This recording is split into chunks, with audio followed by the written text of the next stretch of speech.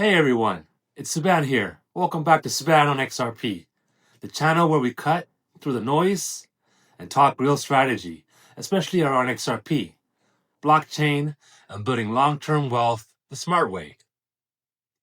If you're holding XRP right now, most people don't truly understand what they're actually holding. You know it's fast, you know it's cheap, but do you know the real problem it was built to solve? Most answers out there are only half the story. And that's exactly why price frustration builds. Debates never end, and explanations always feel incomplete. Today, we're fixing that. Stick with me.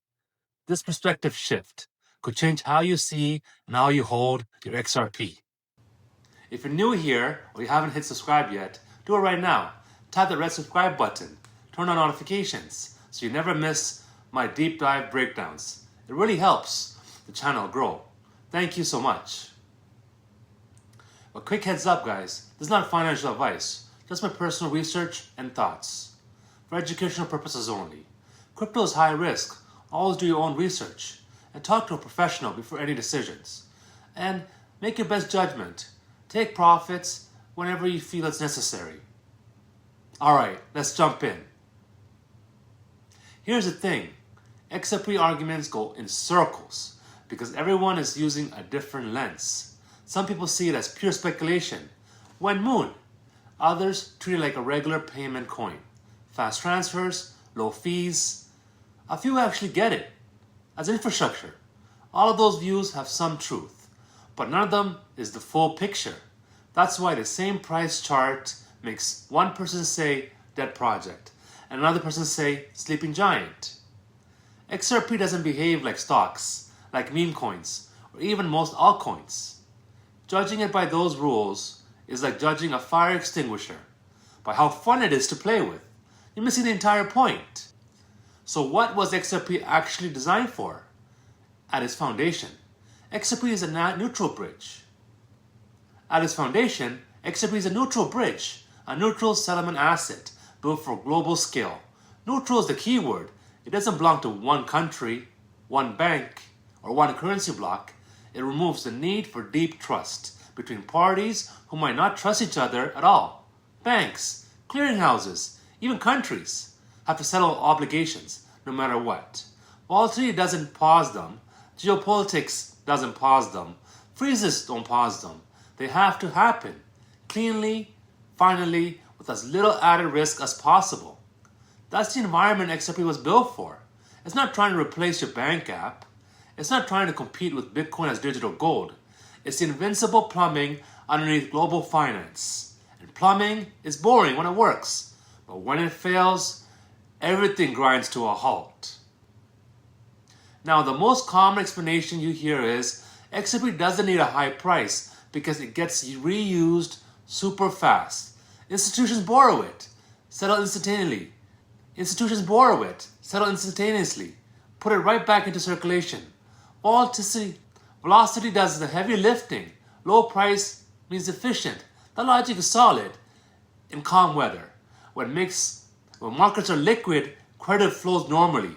Everyone plays nice. Sure, on-demand access works great, but XRP wasn't designed just for calm days. It was built for when calm disappears.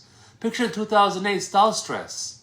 Geopolitical freezes, sudden liquidity hoarding, trust evaporates, counterparties stop lending, exchanges tighten up. Just borrow it when you need it. Suddenly becomes dangerous because the liquidity might not be there when you need it the most. In those moments, institutions don't want to hope the market stays liquid or friendly. They want something neutral, already sitting there, ready to move massive value without depending on anyone else's goodwill. This is where the price question everyone fights about finally makes sense. At retail scale, low price is fine, fewer zeros, easier to buy. But scale that up to trillions in cross-border flows, low price creates friction, more units needed, more ledger load, more potential strain. Higher price means compression. You move the same or more value with far fewer tokens. Cleaner, faster, less strain. Especially when speed is certainly what matters the most. So the idea that XRP must stay cheap forever only holds if it's never truly needed at a global scale. If and when it is needed during the real liquidity stress, price won't follow retail hype cycles. It will reprice based on what the system demands to actually function. Once you get this, your whole mindset flips. You stop obsessing over daily candles and start thinking structurally. Secure custody, hardware wallets, institutional grade options if you can, tax smart holding, looking into other investment strategies, or consulting a professional, long-term planning instead of emotional trades.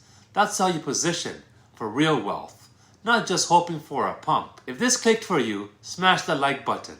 Drop a comment below. What do you think XRP's biggest edge really is? I read every single one. Share this video with a friend in the XRP space who's feeling stuck or frustrated. The right content changes everything. Thanks for watching. Subhan and XRP family. Stay educated, stay patient, stay building, stay holding. I'll see you in the next one. Take care.